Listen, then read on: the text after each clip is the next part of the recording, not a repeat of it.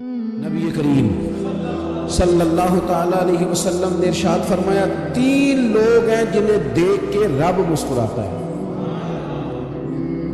یا رسول اللہ صلی اللہ علیہ وسلم وہ کون کون سے؟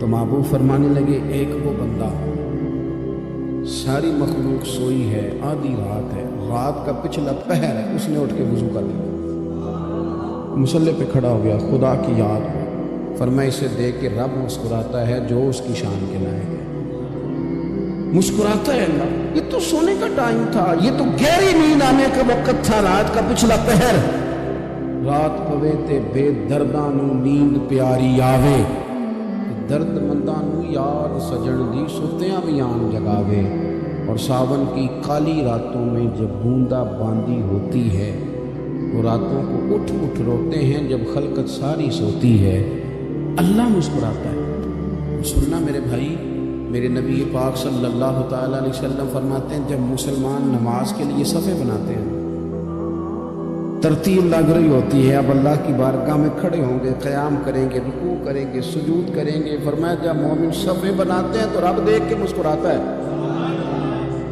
مسکراتا ہے۔ کمال ہو گئے عروج بندگی کا، جب بندے کو دیکھ کے رب مسکرائے، خدا بندے سے خود پوچھے بتا تیری رضا کیا ہے، مسکراتا ہے۔ اور میرے نبی پاک علیہ السلام فرماتے ہیں جب مجاہد جہاد کے لیے صفیں سیدھی کرتے ہیں، آج تو یہ رب کے نام پہ مرنے ہیں، یہ صفوں میں کھڑے ہوں گے، ترتیب سے لڑیں گے، ترتیب سے گلا کاٹیں گے کافروں کا یا شہادت لیں گے۔ فرمایا جب جہاد کے لوگ صفیں بناتے ہیں تو رب انہیں دیکھ کے مسکراتا ہے۔ کتنے نصیبوں والا وہ بندہ ہے جسے دیکھ کے مسکرا دیا۔ او یار کبھی تیرا بیٹا تیرے سامنے مسکرائے نا چھوٹا، تو تیرا دل باغ باغ ہو جاتا ہے۔ تیری ماں بیمار کسی ایک دن صحیح طرح ہنس پڑے تو طبیعت خوش ہو جاتی ہے۔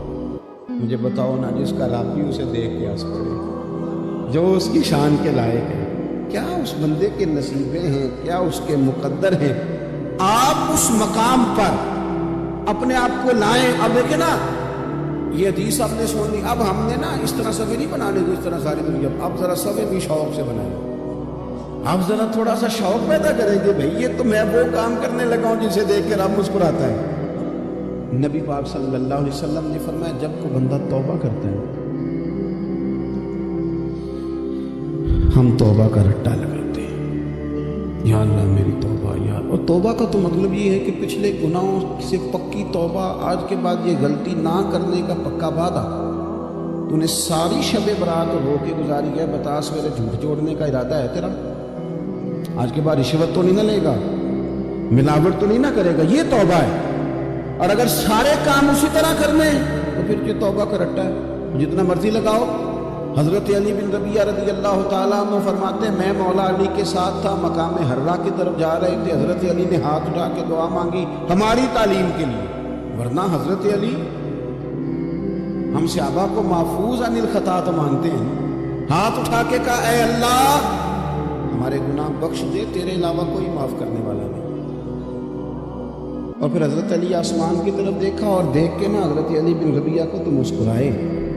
حضرت علی بن ربیعہ کہنے لگے حضور مسکرائے کیوں ہو؟ فرمانے لگے ایک دن میں حضور کے ساتھ اسی طرح آیا تھا، اسی طرح حضور نے دعا فرمائی تھی ہماری تعلیم کے لیے، اور پھر حضور مجھے دیکھ کے مسکرائے تھے اور فرمایا جب کوئی بندہ رب کی بارگاہ میں اس طرح استغفار کرتا ہے تو رب مسکراتا ہے، اور مسکرا کے فرماتا دیکھ لو میرے بندوں کو پتا ہے کہ میرے علاوہ معاف کرنے والا کوئی نہیں، انہیں پتا ہے، تم اس کی بارگاہ میں رجوع تو لاؤ، آؤ تو صحیح توبہ آنسو لے کر۔ اقبال کہتے ہیں کہ موتی سمجھ کے شان کریمی نے چن لیا، قطرے جو گرے میرے اب کے انفار، 2 میں نے آنسو بہائے تھے تو اس کے کرم نے تو موتی سمجھ کے چن لیا۔ سنو نا حضور اس استغفار کو، اللہ کو یار رات کو توبہ کر کے سونا چاہیے ہمیں۔ کچھ غلطیاں ہم کرنا نہیں چاہتے پر ہم سے ہو جاتی ہیں، کچھ دل ہم توڑنا نہیں چاہتے پر وہ ٹوٹ جاتے ہیں، ہماری مجبوری ہوتی ہے ٹوٹ جاتے ہیں۔ رات کو اس کی بارگاہ میں ہاتھ باندھ کے کشکول طلب دراز کر کے خوب استغفار پڑھنا چاہیے کہ مالک بندے ہیں نا کیا کریں، نفس کا ساتھ ہے، دنیا کا ساتھ ہے، خواہشات نفسانیہ، مالک معاف کر، درد سے توبہ، رسم نہ ہو، کہانی نہ ہو، लफ्ज ना हो, जुमले ना हो, और जनाब ऐसे लोगों के बीच बड़े हाथ बांध के और बड़ा कोई जरूरत नहीं। आप अकेले अपनी चारपाई पर बिस्तर के अंदर मुंह दे के भी दर्द से कहेगा ना माफ कर दे तो वो तो मेहरबानी बढ़ाए।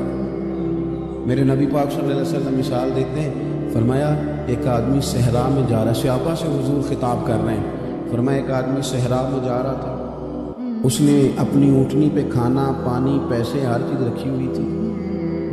सहरा था बहुत बड़ा, दरमियान सहरा के गया तो थोड़ा सा सस्ताने के लिए, आराम करने के लिए ऊँटनी से नीचे उतरा। अब उसने ऊँटनी की लगाम, ऊँटनी की नकेल अपने सराहने के नीचे रखी, हाथ के साथ पकड़ी और सो गया। थोड़ी ही देर के बाद जब उसकी आंख खुली तो देखा ऊँटनी गायब है। सहरा में वो पैदल ना आगे जा सकता है, ना पीछे जा सकता है, ना दाएं ना बाएं, खाने को रोटी नहीं, पीने को पानी का कतरा नहीं, थोड़ा इधर भागा उधर भागा, थक गया। करीम महबूब फरमाते हैं वो पूरी तरह निढाल हो गया और मायूस हो गया। मायूस होके दोबारा उसी जगह आके लेट गया जहां पहले लेटा था। इंतजार करने लगा कि अब मौत ही आएगी, आखिरी वक्त है, ना मैं पैदल ये सहरा क्रॉस कर सकता हूँ, ना पीछे जा सकता हूँ, ना खाना है ना पानी है, सिवाय मौत के कोई सहारा नहीं। हुजूर फरमाते हैं वो रास्ते में दोबारा लेट गया। अचानक उसने रुख बदला तो ऊँटनी सामने खड़ी थी। हुजूर ने सहाबा से पूछा बताओ ना उसे भला कितनी को खुशी होगी। या रसूल अल्लाह जी से नई जिंदगी मिल गई है। आप देखें ना सारे डॉक्टरों ने कह दिया कि इसके तो गुर्दे मैदा जिगर हर चीज खत्म है, घर ले जाओ खिदमत करो, हर तरफ परेशानी है। वो बंदा भी समझ गया है कि आखिरी वक्त आ गया, कल जाऊं परसों जाऊं, तैयारी हो गई, सब लोग आ गए, बाहर वाले भी आ गए, ये माहौल एक अजीब रंग इख्तियार कर गया। अचानक एक डॉक्टर ने आके कहा नहीं नहीं गलती लग गई, मुझे बताइए अंदाज क्या होता है? बगैर दवाई के बंदा उठ के खड़ा नहीं हो जाता। ओ मैं तो बच गया हूं। नबी पाक सल्लल्लाहु अलैहि वसल्लम फरमाने लगे उसकी ऊँटनी मिल गई, बताओ भला उसे कितनी खुशी होगी। या रसूल अल्लाह वो तो दोबारा दुनिया में आ गया। हुजूर फरमाने लगे उसे कुछ भी खुशी नहीं हुई। जब कोई रब का गुनाहगार बंदा आके तौबा करता है, रब को इससे कई गुना ज्यादा खुशी होती है। मेरा बंदा आ गया, मेरा बंदा आ गया, मेरे घर आ। उसने आंसू बहाए हैं, उसने कहा अल्लाह मैं तेरा ही हूँ, तेरा ही रिज़्क़ खाता हूँ, तेरी ही ज़मीन पे रहता हूँ, तेरे नाम से मेरी सांसें चलती हैं। वो आ गया। फरमाया उस ऊँटनी वाले से ज़्यादा रब को खुशी होती है जब गुनाहगार आके तौबा करे। गुनाहगारों के आंसू उसकी बारगाह में बड़े मकबूल हैं, लेकिन हम रस्म अदा करते हैं, तौबा नहीं करते। हम अपने आप के साथ धोखा करते हैं, झूठ बोलते हैं। हम बंदा कोई नाराज हो जाए तो हमें को नहीं नींद आती, उसके घर चले जाते हैं। हम अपने सारे रिश्तों को, ताल्लुकात को मेंटेन करके रखने के आदी हैं। हमें पता है कि वहां मैं नहीं जा सका तो बेटा भेजता हूं, फलां शादी पे मैं नहीं जा सका तो भतीजा भेजता हूं, भाई भेजता हूं। हर ताल्लुक का हमने ख्याल रखा कोई रूठ ना जाए। लेकिन कमाल है ये नहीं सोचा कि अगर रब रूठ गया तो, जब वो रूठ जाए ना तो सारे रिश्ते भी बंदे के पास मौजूद हों तो कोई करामत नहीं होती। फिर करोड़ों रुपया जेब में हो तो डॉक्टरों की दवाइयां असर नहीं करती। वो रूठ जाए तो फिर इंसान इस तरह से फिसलता है कि बड़े बड़े उसके पास दरवाजे होते हैं पर किसी जगह उसका हाथ नहीं लगता। खुदा रहा सुनो, नबी पाक सल्लल्लाहु अलैहि वसल्लम के पास मेहमान आ गया, बुखारी मुस्लिम है। हुजूर ने अज़वाज मुतहरात के घरों में पैगाम भेजा, कुछ चीज़ है ज़ियाफ़त के लिए। या रसूलल्लाह कुछ भी नहीं, ये दो जहां के शाह हैं और पास कुछ रखते नहीं, दो जहां की नेमतें हैं, इनके खाली हाथ। या रसूलल्लाह कोई चीज भी नहीं। हुजूर ने सहाबा के मजमे पे नजर डाली, या रसूलल्लाह सल्लल्लाहु अलैहि वसल्लम हुक्म हो। तो हुजूर फरमाने लगे तुम में से कोई बंदा है जो उसे घर ले जाए रोटी खिलाए। एक सहाबी उठे, फौरन हुजूर मैं लेके जाता हूँ, खाना खिलाता हूँ। फरमाते हैं मेरे घर में सिर्फ बच्चों का खाना था, ये नहीं कि फ्रीजर भरा हुआ है नेमतों से, सिर्फ बच्चों का खाना। ये नहीं कि किसी को देख के अपनी हंडिया पे बर्तन दे लिया, सिर्फ बच्चों का खाना। कहते हैं घर गया, बीवी से कहा क्या कैफियत है? कहने लगे बच्चों की रोटी है। मैंने कहा बच्चे सुला दे,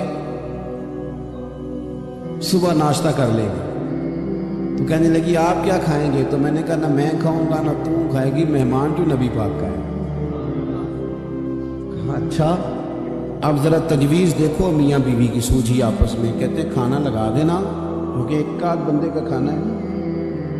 اپنی غربتوں کا ہر جگہ اظہار کرنا, رونا رونا. یہ دیکھو غربت کیسے چھپائی جا رہی. اس کو کہا نہیں کہ چل تو تھوڑا رحم کھا, تو آیا ہے تو تھوڑا رحم کھا, یہ نہیں کہا اٹھ کے نا تو کھانا رکھنا اور اٹھ کے نا چراغ ٹھیک کرنے کے بہانے بجھا دینا. ہم دنیا والوں کے سامنے کیوں اپنے دکھ بیان کریں؟ ہم جو کہیں گے رب رسول کی بارگاہ میں کہیں گے. تو نہ چراغ ٹھیک کرنے کے بہانے, اہلیہ اٹھی کھانا دینے کے بعد چراغ ٹھیک کرنے کے بہانے بجھا دیا.